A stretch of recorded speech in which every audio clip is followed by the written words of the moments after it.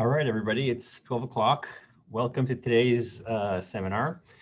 I'll remind everybody that you could see past recordings and the future schedule on the DFCI Connect Science website. And I'll also remind you to please use the Q&A tab and not the chat tab to submit your questions. It's my real pleasure to introduce Ronnie George today. Ronnie gave me strict instructions not to give her a long introduction, but I have to give her at least a little bit of one. So Ronnie definitely gets points for road traveled. She grew up in India, Yemen, Liberia, and then went to Newcastle. She came to Boston as a postdoctoral fellow after having done a PhD studying neuroblastoma genomics, which is where I first met Ronnie in Tom Look's lab. She then completed clinical training in pediatric hem-onc before starting her lab at Farber. She's now associate professor, and she's received a number of awards. She's a member of the SPR and the APS and several others. Her interest has really been in neuroblastoma. She's made a number of really important contributions. She co-discovered ALK mutations in this disease. She identified higher CDK7 in particular, as a promising therapeutic target. And more recently, she's done very nice work on Boris, which is a CTCF paralog in this disease. Ronnie, looking forward to your talk. Thank you very much, Alejandro, for that nice introduction. I'm going to share my screen now.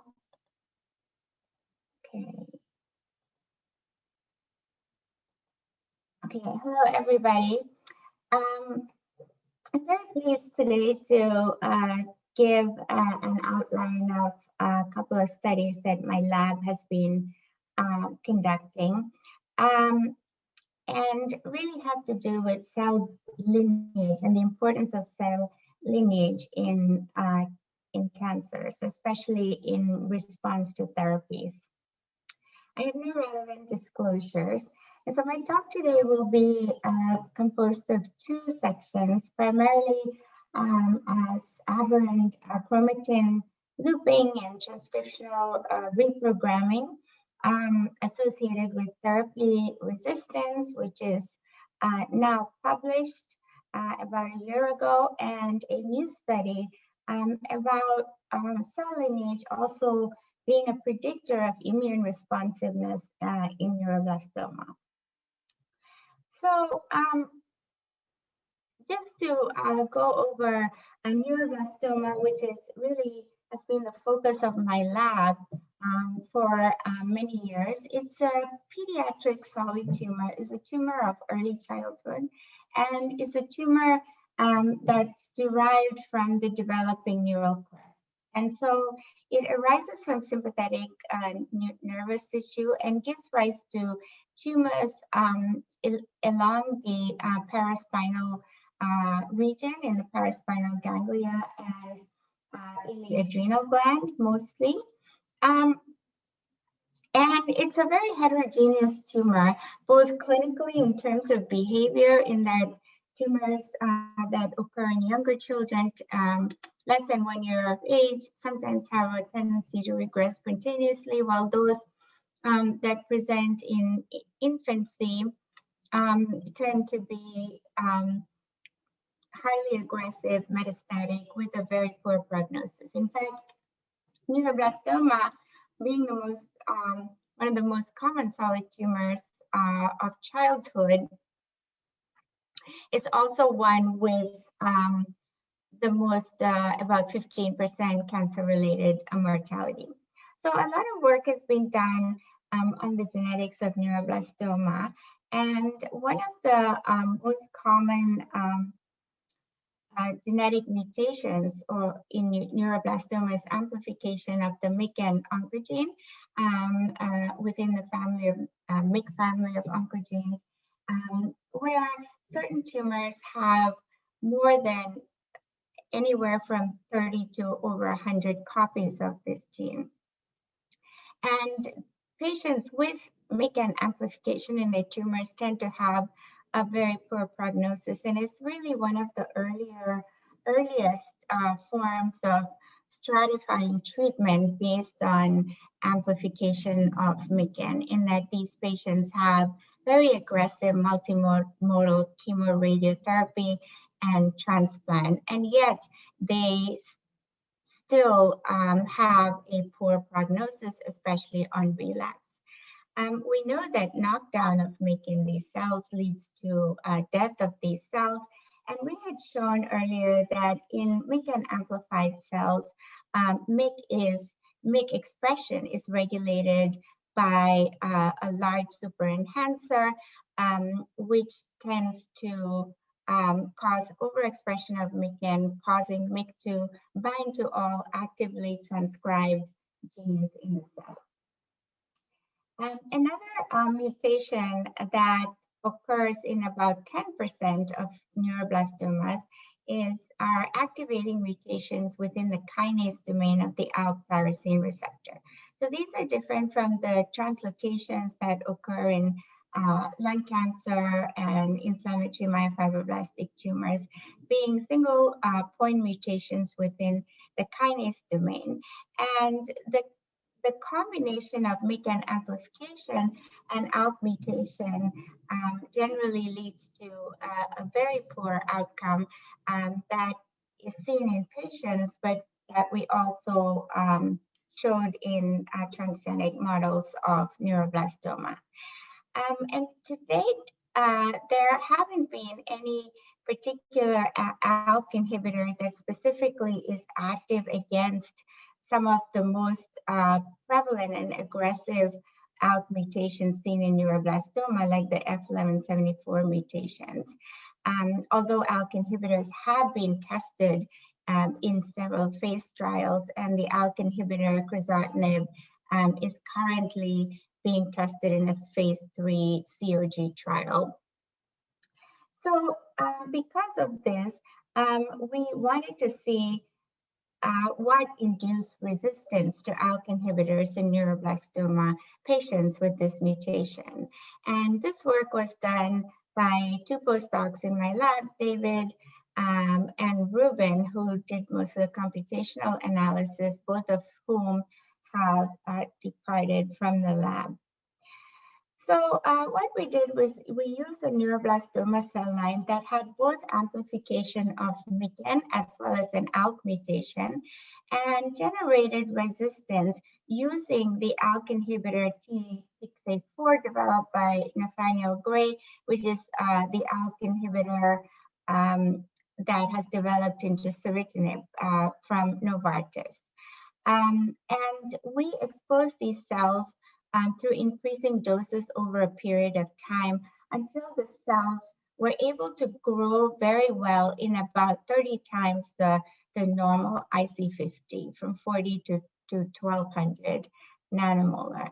And during the development of resistance, we observed that our cells at some point halfway between the full development of full resistance formed what looked like spheres, and they went into a slow cycling state during which they express early pluripotent markers such as NANOG, SOX2, and OCT4, but didn't actually express the so-called cancer stem cell markers or the side population markers.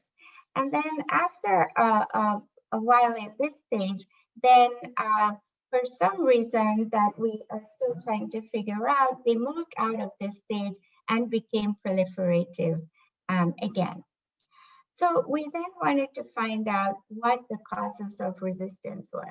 And as with resistance with any sort of targeted agent, we first looked at the targets, and phosphorylation of ALK was completely gone in the resistant cells, implying that it was unlikely to be caused by a secondary mutation in ALK. Moreover, we could not find any other mutations on whole genome sequencing. Bypass signaling pathways were really not that significantly affected, and we did not really see activation of other tyrosine kinases that could account for the resistant state. In addition, we ruled out expression of multi-drug transporter genes, and then we saw that the amplification status of MICAN remained the same in both the sensitive and resistant cells. So when we looked at the gene expression profiles of parental or sensitive and resistant cells, we observed that there was a complete transcriptional downregulation in the resistant cells. And we had previously published that in MICAN amplified cells, because of the sheer amount of transcriptional of MICAN, which led to transcriptional upregulation, overexpression of MICAN in any cell line led to transcriptional upregulation, and also knockdown of MICAN in these cells led to a downregulation of the transcriptome. And so we looked at MICAN expression and found that MICAN was among one of the genes that was downregulated in these cells. At the same time, we did not see an upregulation of c-MYC at the protein level, although it was upregulated at the RNA level.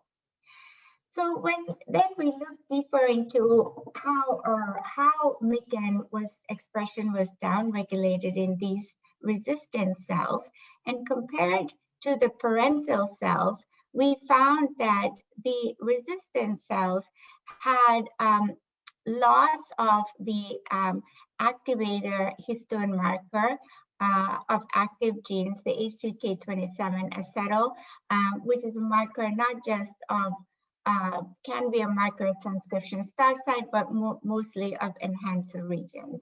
And we found that this was completely gone in the resistant cells, leading to downregulation of MYC expression. And then ChIP-seq analysis of MYC binding, comparing the parental and resistant cells, showed that in the sensitive cells, as we had shown before, MYC, amplified MYC tends to bind to almost every actively transcribing gene on all chromosomes, although its primary locus is on chromosome 2p, whereas in the resistant cells, we did not see such binding of MICAN. And these also translated into the expression of transcripts throughout the cell, which we analyzed using spike in controls, where we saw that in the resistant cells, transcription as a whole was downregulated. And moreover, these cells had lost their dependence on MICAN, so that knockdown of MICAN in these resistant cells did not lead to cell death. So then we wanted to know, in the small subset of genes that were upregulated, what were those on which the cells were dependent on? And so we did a sort of shRNA screen and identified that the gene BORIS appeared to have the most effect on cell viability. So BORIS was upregulated not only in the resistant cells, but also in mouse tumors that we had generated with these resistant cells. And we found that BORIS overexpression occurred through promoter demethylation. Moreover, the knockdown of BORIS seemed to have the most effect on cell viability in these cells. So what is BORIS? BORIS stands for brother of regulator of imprinted sites. It's a paralog of CTCF that arose during gene duplication, and it's also called CTCF-L or CTCF-like. And now we know that CTCF is known as a chromatin loop anchor, and it's responsible with cohesins to form the ring that actually enables the gene and its regulatory regions to be encompassed within a loop to modulate its expression. And we've seen from seminal work by various groups, including Brad Bernstein, especially examples in glioma cells, where a mutation along this that disrupts this cohesive ring can lead to opening up of the loop and aberrant regulation and activation of genes within the loop. So Boris is supposed to be a homologue or paralog of CTCF, and really has very close similarity within their structures. And unlike CTCF, is expressed primarily in normal development and is known as a cancer testis antigen. And you can see the expression of Boris here in normal testes, being primarily cytoplasmic, owing to the fact that it also has RNA binding roles. And Boris is expressed in cancers, in certain cancers, unlike CTCF, that is expressed in ubiquitously in most cancers and in all cancers and normal tissues. And looking at published data sets, we saw that Boris overexpression is associated with high risk and metastasis and recurrence. In neuroblastoma itself, we saw the same thing, that Boris overexpression is associated with higher risk in tumor progression and tended to cause a poor prognosis in patients. And in low-risk tumors, again, similar to what we saw in the testis, the expression is primarily cytoplasmic, whereas in high-risk tumors, the expression of Boris tends to be nuclear.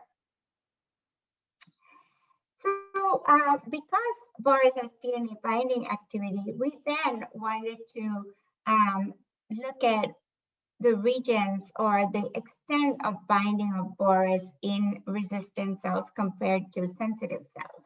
So when we looked at ChIP-seq analysis of Boris binding, we found that, as seen in red, in the resistant cells, there was quite a lot of Boris binding compared to binding of Boris in sensitive cells. And again, compared to CTCF, where the binding or occupancy of CTCF didn't really change between the two cell types. And this just shows that Boris binding in the resistant cells shown in red was primarily seen at enhancer regions as well as transcription start sites compared to sensitive cells, and there was no difference in binding of CTCF. And along with the increased binding of Boris in resistant cells, there was also accompanying increased BRD4 binding, as well as HCK27 acetyl binding, whereas binding of the repressor mark HCK27 trimethyl did not change. So then we compared the binding of Boris and Mikan in the resistant versus sensitive cells. And here you can see Mikan binding in resistant and sensitive cells, sensitive being black, as I showed you before, and you see Mikan binding throughout, whereas in the resistant cells that binding goes down, except for its normal locus and chromosome 2p, whereas Boris in the sensitive cells, binding is limited to certain regions, but in the resistant cells, it seems to be pervasive. And so when we analyze with the binding, the loss of Mikan and gain of Boris, we saw there was concurrence between that at common genomic locations in the resistant cells. And this translated into the expression of the genes genome-wide, which shows that in the sensitive cell, MECAN-regulated genes have higher expression, whereas this was reversed in the fully resistant cells. And because of it's a paralog of CTCF, we next wanted to see whether the increased Boris binding led to aberrant looping in the resistant cells. And so using ChIA-PET as well as HiChIP, we identified that, yes, the Boris binding did lead to increase in regulatory loops, which are primarily promoter-promoter, enhancer-promoter, and CTCF promoter loops. And this is just meta-analysis showing that Boris binding at CTCF sites in resistant cells at enhancer regions and promoter regions and binding as well as forming new loops. And this is an example of Boris binding at the Boris locus itself in sensitive cells shown in black and resistant cells shown in red. And also implying that Boris is able to auto-regulate itself. So we then wanted to see whether this increased binding of Boris, formation of loops, had an effect on the cells in terms of gene expression. And so looking at the genes that were bound by Boris, we saw that many of them were also associated with super enhancer formation in the resistant cells. And we found that the genes that were bound by Boris had a super enhancer, were selectively downregulated when we knocked down Boris in the resistant cells. So integrating all these analyses, we were able to come up with a list of genes which primarily had a pro-neural signature that really showed increased expression in resistant cells, were associated with Boris binding, either the loop anchor or promoter region, formed a unique regulatory loop in resistant cells, was associated with super enhancer, and also caused a change in chromatin state from either close to open or neutral to open. And this is just an example, for example, of the proneural 6-1 gene or NEURO-G locus in sensitive and resistant cells, primarily showing the formation of new loops in the resistant cells, which was not seen in sensitive cells. So then we wanted to look at the trajectory of the evolution of resistance. So as I mentioned earlier, over a period of months, we had during the development of resistance, we had observed that there was an intermediate stage where these cells appeared to be dormant and were slow cycling, following which they started taking off and proliferating. So we did single cell analysis of cells within each of these 3 states, and we're able to do further analysis using t-SNE dimension reduction, and was able to formulate a pseudo-time analysis, which essentially showed that the first thing that occurred during the evolution of resistance was downregulation of MECAN. Followed with, at the same time, there was also increase in some of the early pluripotent markers, which I haven't shown here. And then halfway through the resistance process, almost at the stage of the intermediate resistance, Boris upregulation started and continued until in the fully resistant state, as shown here, BORIS was really the highest expressed gene in the resistant cells, shown in red. And moreover, knockdown of BORIS in the resistant cells tended to downregulate the expression of some of these other pro-neural markers. But also, interestingly, we found that knockdown of BORIS brought the ALK expression back, as well as phosphorylation, and also caused an increase in the MECAN expression in these resistant cells.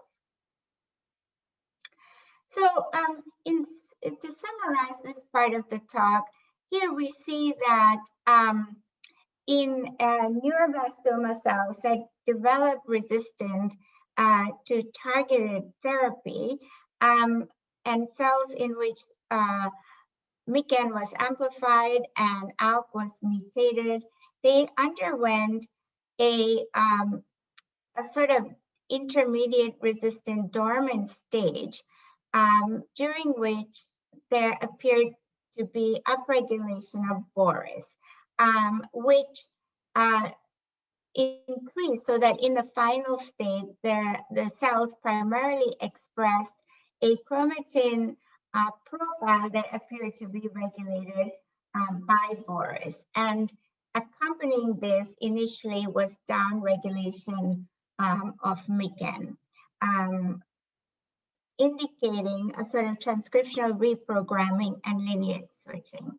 And this appears to be similar to a recent paper that came out of Konstantin Mitsiadis' lab, where they looked at cancer cells and did a much more comprehensive and thorough study than we had done earlier, looking at PDX models and patient samples, and using cytotoxic chemotherapy as well, where they showed that the cells went into an embryonic diapause-like adaptation, in which there was suppressed MYC activity.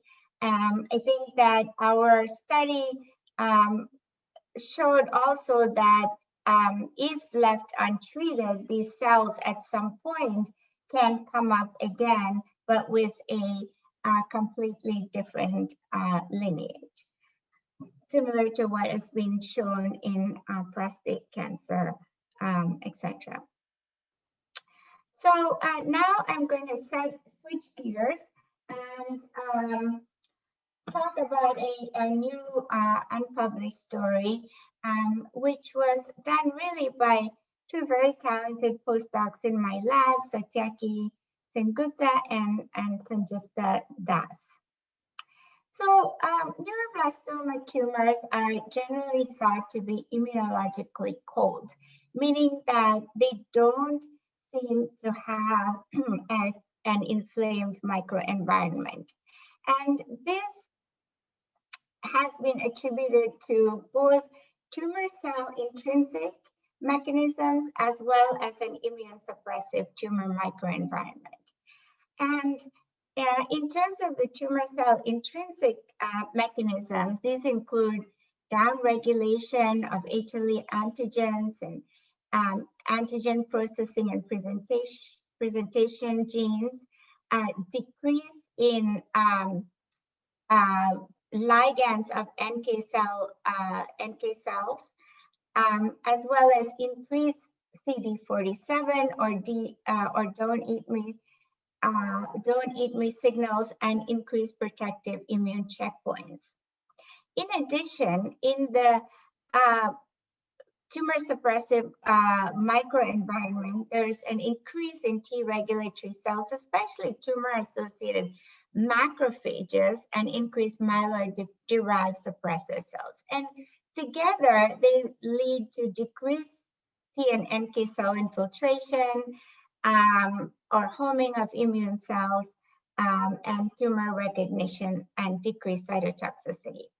And some of these, especially mostly the tumor intrinsic mechanisms, have been attributed to the presence of MECAN amplification in these tumors. But MECAN amplification occurs in only about 40 to 50% of high-risk neuroblastomas, which leaves the other 40 to 50% that really do not respond to immune therapy without the knowledge of what is actually causing these immune evasion mechanisms. And so apart from the anti-GD2 antibody or dinutuximab, no other type of immunotherapy has really shown a durable response in neuroblastoma. So, for example, studies have been done using CAR T cells, and the success of CAR T cell therapy in B-cell leukemia has really not translated into neuroblastoma. And CD8 positive CTLs or even checkpoint inhibitors have not really been successful. However, the fact that patients, or at least a proportion of patients, do respond to the anti-GD2 antibody, which functions through cell-mediated cytotoxicity, suggested that a proportion of neuroblastomas are capable of inducing an immune response.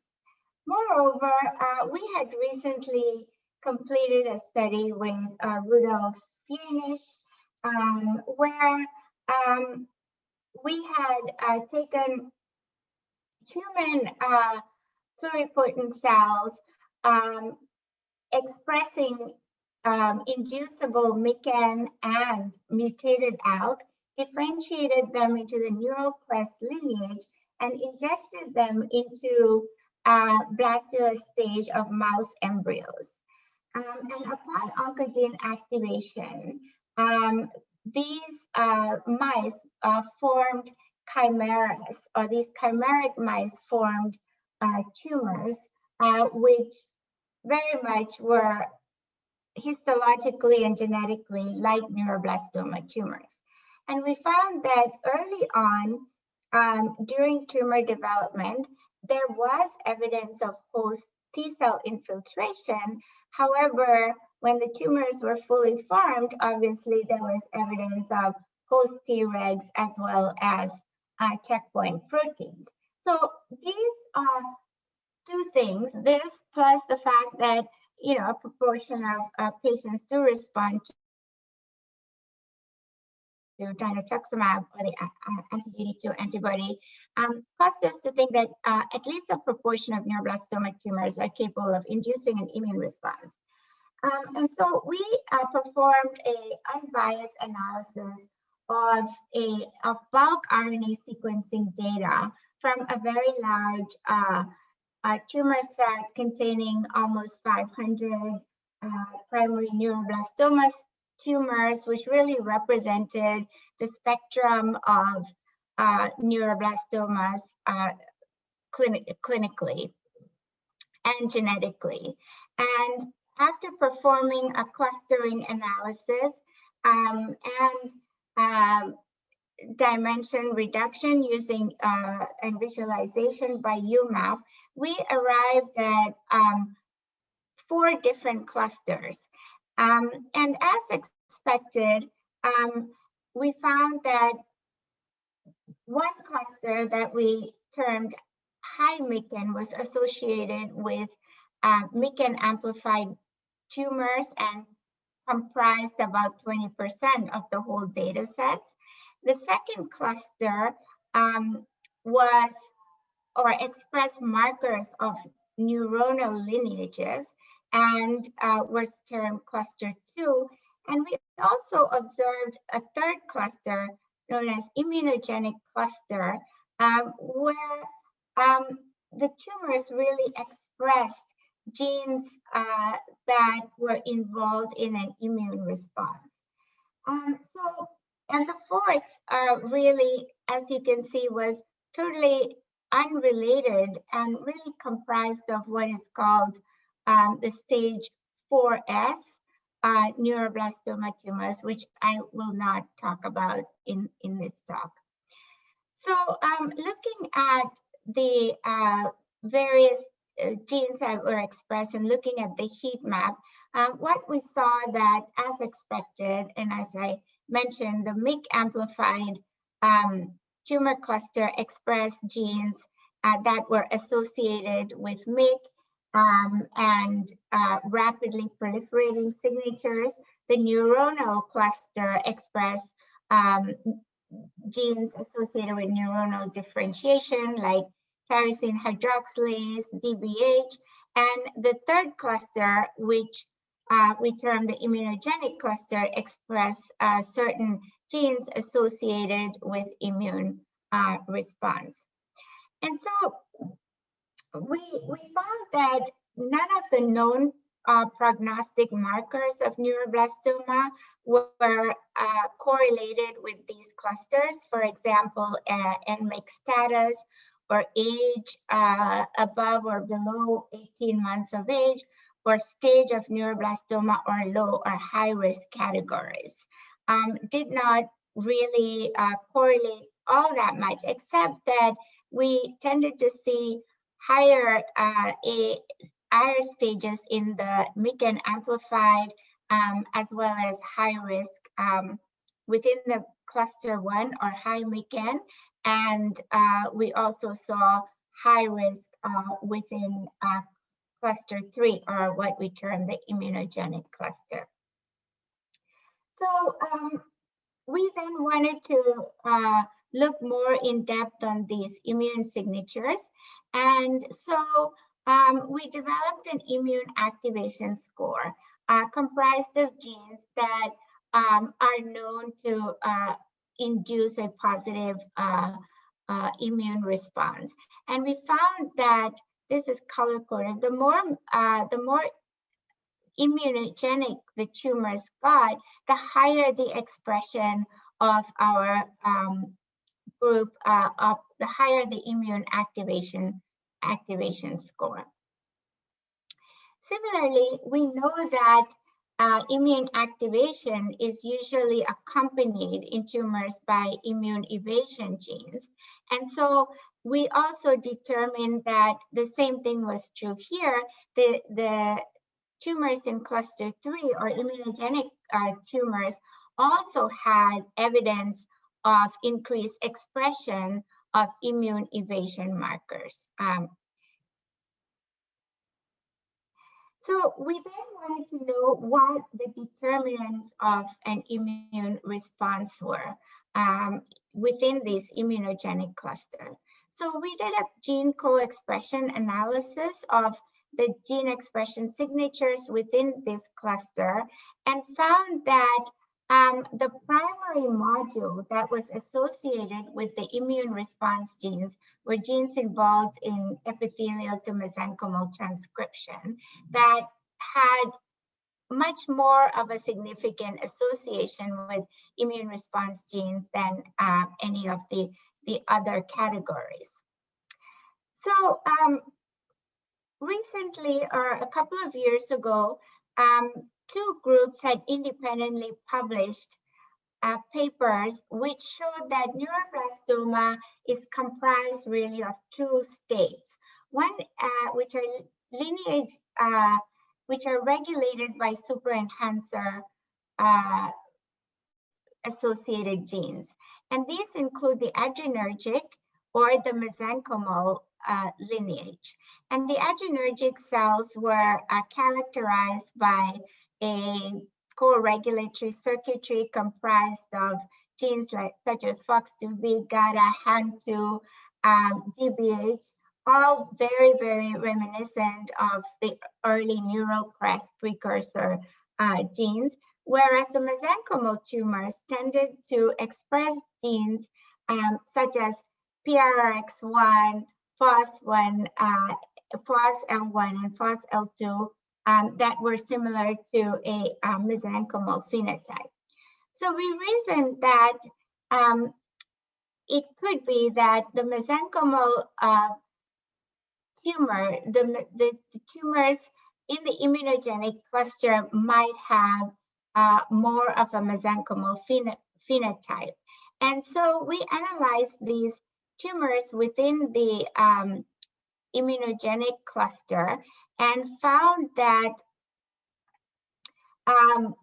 these tumors primarily had an increased mesenchymal score compared to an adrenergic score within these within the immunogenic cluster.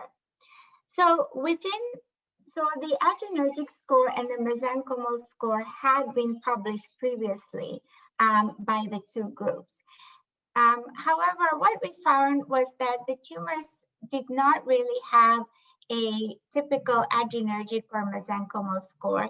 In fact, what was found depicting the heterogeneity of neuroblastoma was that these tumors tended to have a mixture of adrenergic and mesenchymal cells, and that it was a gradient of expression of adrenergic and mesenchymal. So therefore, we devised a mesenchymal minus adrenergic score, depicting like the more mesenchymal your tumor was, the more likely were you to have the expression of tumor cell intrinsic immune genes. So these genes included antigen processing machinery, MHC regulation genes, genes involved in cGAS STING pathway, and NK cell ligands like MIC-A, MIC-B, and ULBPs. Similarly, we wanted to see in this bulk RNA-seq data what were the cells within the tumor microenvironment. And again, using our M-A score, we analyzed the gene expression signatures of T cell, cytotoxic, and NK cell signatures, and found that the higher your M-A score, or the higher the mesenchymalness of the tumor, the more likely it is that you had evidence of inflammatory cell infiltration. And this was further validated through CyberSort analysis, which again showed that in the tumor microenvironment, we saw primarily macrophages, as well as resting T cells, primarily resting NK cells, not so much activated NK cells. And so doing a multivariate analysis, comparing our immune activation scores, evasion scores, as well as from the tumor intrinsic cell signatures, as well as the tumor, the immune cells in the microenvironment, we found that the M-A score was most predictive in telling whether a tumor was likely to have immune expression of immune response markers. So we then analyzed a group of 22 or 23 cell lines, and we saw that, again, a similar pattern followed, in that the tumors were comprised into those that had an adrenergic score and a mesenchymal score, and those that were more mesenchymal in nature tended to express, in addition to mesenchymal markers, fibronectin 1 and AXL, tended to express primarily TAP1, TAP2, and other antigen processing machinery genes. So then we wanted to see whether we could functionally validate these data. And the cell line SKNSH is a very well-known neuroblastoma cell line, MYC and non-amplified, that was developed several years ago, and from which two different cell lines had been developed, one of the adrenergic and the other of the mesenchymal phenotype. And so we showed that the respective markers were upregulated in each of these cells. Like in the adrenergic cell type, there was expression of FOX2B, HAND, etc. Whereas in the mesenchymal, these markers were upregulated. And similarly, we also saw that these mesenchymal cells again had upregulation of immune response genes. So we then wanted to see, we reasoned that if the mesenchymal cells express these genes, perhaps conversion of adrenergic cells to the mesenchymal phenotype may also cause expression of these immune response genes. And so therefore, we used one of the lineage specific markers of the mesenchymal phenotype PRRX1, which is highly expressed in these cells and overexpressed these in adrenergic cells. And we found that this did lead to downregulation of adrenergic markers as well as activation of mesenchymal markers, and in addition, upregulation of TAP1 antigen processing gene. However, mutants with the DNA binding domain of PRRX1 failed to show this phenotype, and that was also reflected in increased RNA expression of several other immune response genes.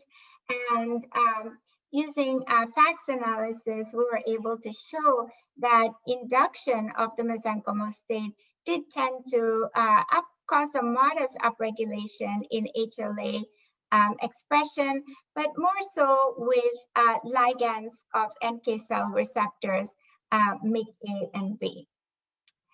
So mesenchymal cell state usually is also associated with drug resistance. So we wanted to see whether drug resistance leading to the mesenchymal cell state could also activate immune response genes. So we had the adrenergic 5Y parental cell line in which we had made resistant to the ALK inhibitor ceritinib. By the way, this cell line also expressed the ALK F1174 mutation. So we looked at the gene expression signatures of the two different parental and the resistant cells, and we found that the resistant cells had now changed and had started to express mesenchymal markers, but in addition, they also started expressing our immune response markers that we had seen in the mesenchymal phenotype cells. And again, we showed this at the protein level and through flow cytometry, again, showing that in the resistant cells, there was activation of MIG-A, MIG-B, as well as ULBPs. So now we had three separate isogenic cell lines, the adrenergic parental, the mesenchymal LDK, the ceritinib resistant, and the fully mesenchymal Schep cells. So we wanted to know what caused these cells to have suppression of immune response genes.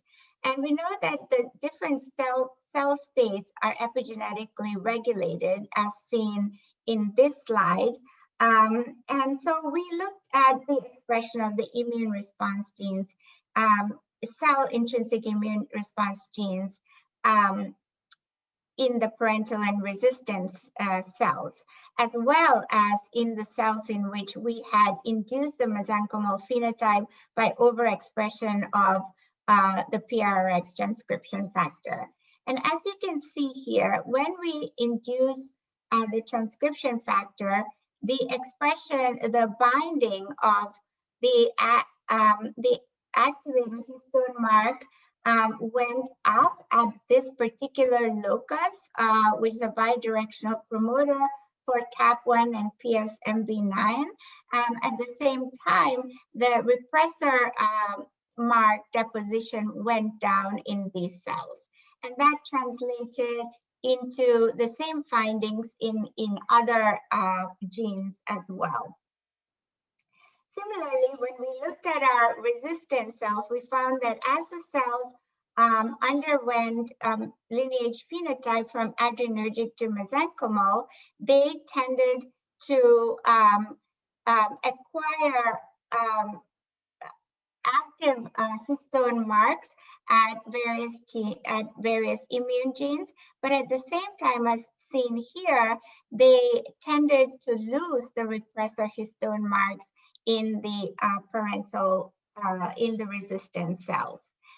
And so because the H3K27 trimethyl is responsible for bringing the PRC2 complex to chromatin, we looked at the deposition of EZH2 and SUSY12 components at these immune cell loci, and found that these were increased at the parental cells compared to the resistant cells.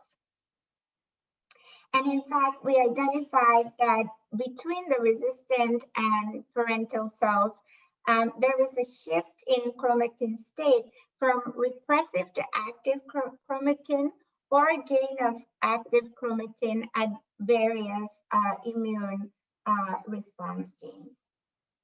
And finally, we wanted to show whether this translated functionally. So looking at the T cell response, we used a cell line derived from the TH-Micken mouse model, which was developed in C57 black 6 mice. And we saw that the cells actually could be divided or separated into two subgroups: those that express the mouse equivalent of HLA antigen called H2KB high, and those that did not or expressed it at a much lower level. And we found that the expression of those the cells that express H2KB high tended to express more mesenchymal markers compared with those that express H2KB poorly. And these cells were also able to respond to interferon gamma. We also established that transfection or expression of the ovapeptide tended to with the synfecal peptide and co-culture with these T cells did tend to induce recognition by these antigen-specific T cell receptors in the H2KB high cells expressing MHC class 1. And we also induced tumors using these two types of cells. And although there was not that much of a difference between tumor formation, we found that the H2KB high cells tend to have more expression of CD8 cells, suggesting an immune response. Similarly, we also looked at the NK cell function. And as I'd shown you before, in our resistant cells, we saw increased expression of the NK cell ligands. We then did a binding assay using recombinant NKG2D, which is the receptor from NK cells, and found that these bound, especially the mesenchymal cells, had increased binding to this recombinant protein. Following which, we also observed that this did lead to degranulation in mesenchymal cells, which was not seen when we used an NKG2D blocking monoclonal antibody, suggesting specificity. And usually after degranulation, with evidence of there's evidence of internalization of the NK cell receptor, and we find that in our resistant mesenchymal cells, as well as the Shep mesenchymal cells, there was internalization of the receptor. We also did some experiments with two separate donors of NK cells and found that the resistant cells induce killing of these neuroblastoma cells more efficiently than in the parental adrenergic cells. Moreover, when we incubated these cells in the presence of the EZH2 inhibitor, we found that this also led to increased expression of MICA on the cell surface of adrenergic cells, followed by increased modest degranulation in the adrenergic cells, possibly because of proteolytic cleavage of the MICA ligand, as well as internalization of the NK cell receptor, showing that you could potentially convert adrenergic neuroblastoma cells into the mesenchymal phenotype, where they may be more responsive to NK cell induced killing. So essentially, I've just shown you two examples of how cell lineage predicts response to treatment. And finally, I just want to thank all those who really helped us with our studies. We just could not have done this without their help, as well as those who have generously funded our research. I'm happy to take questions. Great, Ronnie, that was a terrific talk. So I'll remind everybody to submit questions with the Q&A tab. We have several already. The first one is really a two-part question. First part, do we know what regulates upregulation of Boris itself? Can Boris have positive feedback loop and upregulate its own expression? And the second question is, since you mentioned that Boris occupies the MICA binding sites, my impression is this binding may be independent of altering chromatin conformation, but then you also have evidence that it affects chromatin. So I wonder if you could sort of reconcile those two effects. Yeah, so Boris can cause upregulation of itself. There is a positive feedback loop.